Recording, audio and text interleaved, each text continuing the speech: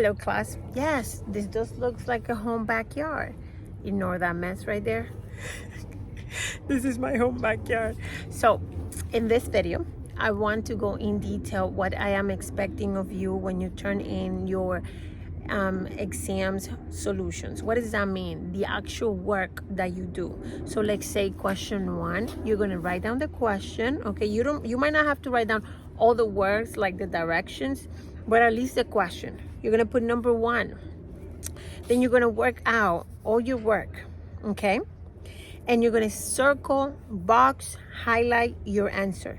Okay, you want to make sure you label the numbers. You want to make sure you write down all your work. Yes, there might be a true or false, or there might be a question that there is no actual work, but I will be able to determine by just looking at the question. All right, and we all write different. We all do, but you want to make sure that I can read what you're writing. Also, you want to make sure that when you submit it, it's as simple as taking a picture of your work. It'll be okay. Okay, you don't have to go as fancy or typing it in and all that. If you want to, that's perfect. I'm not going to reject your work.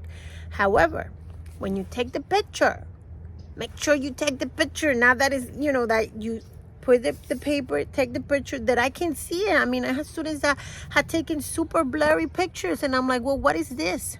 Okay, so if you don't understand, let me know. Send me an email, and I will explain in more detail what I'm expecting of you when it comes to your exams workout solutions.